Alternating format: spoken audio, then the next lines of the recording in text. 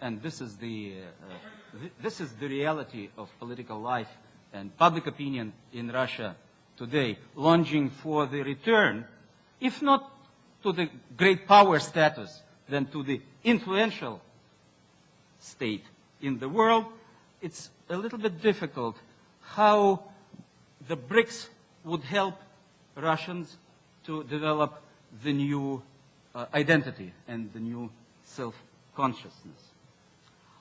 Secondly, the 5 member states of the association belong to a privileged club of global marginals who are, as a lady here asked, a question about the desire, the drive for redistribution. This indeed is so, but how does this fit the new longing for return to the great power status of Russia? I believe there is a tension and a serious tension. Rapid development, and the 5 member states of the BRICS represent the amazing cases of rapid development, but rapid development by definition is delayed development. And among the late developers, we see different trajectories of development, different starting points, different departures, and different instruments, different mechanisms of development. For Russia, what is extremely important is to overcome the national trauma of the 90s, to return to the world arena as an influential power. In today's Russian political discourse, this is called modernization drive. The slogan suggested and proposed by President Medvedev. Modernization is the current political discourse in Russia. Now, how development, delayed development, can be compensated by modernization? These issues are being raised among Russian expert community, but there is no consensus whatsoever. In the Russian eyes, I think BRICS represent a very important, but nonetheless utility device. A model, sometimes more or less effective model, of multilateral diplomacy. However, I would doubt, I am not prepared to say, that for Russia, the BRICS represent a strategic solution to the problem of modernization. And this is the most important problem which we are facing nowadays in Russia. Delayed development is accelerated development in the BRICS sense of the word.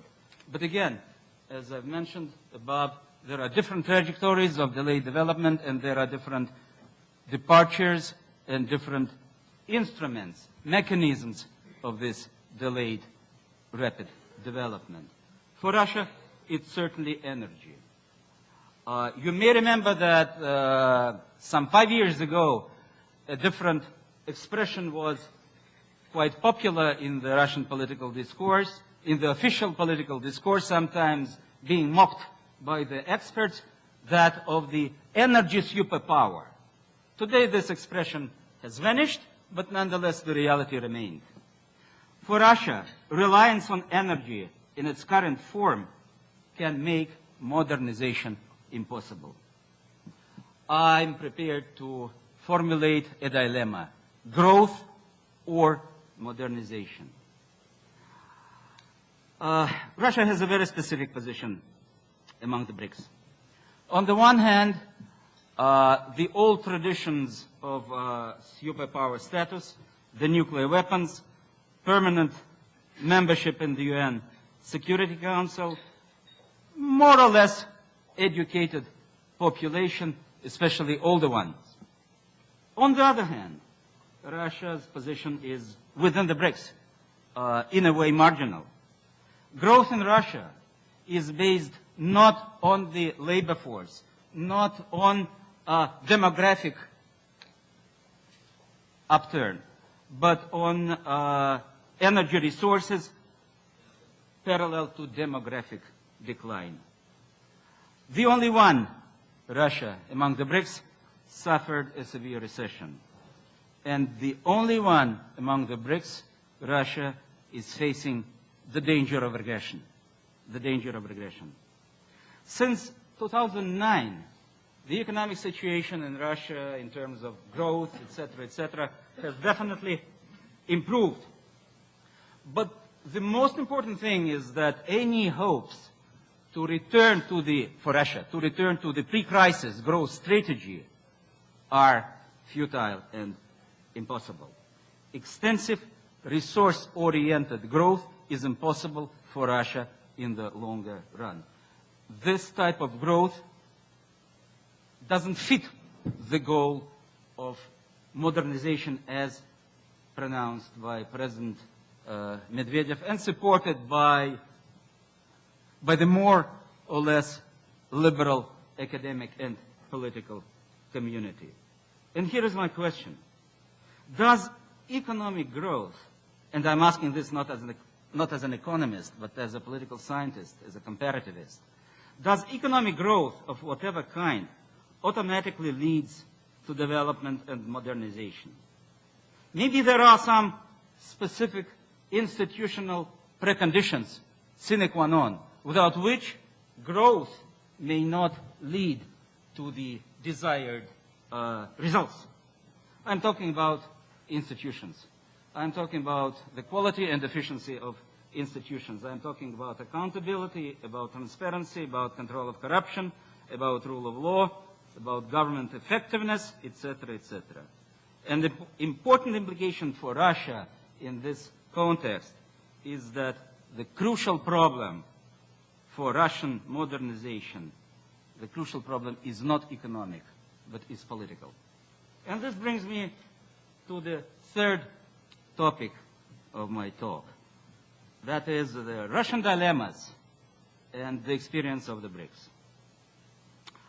I will agree with those who are in the minority nowadays in the political spectrum of Russia and who are represented, by the way, in particular by the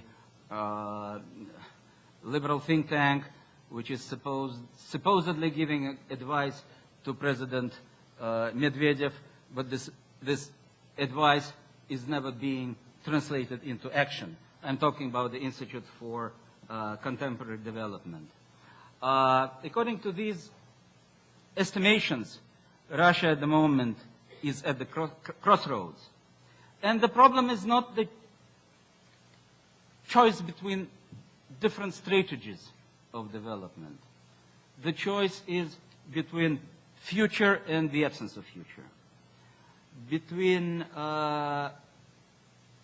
possible development and modernization and the point of no return.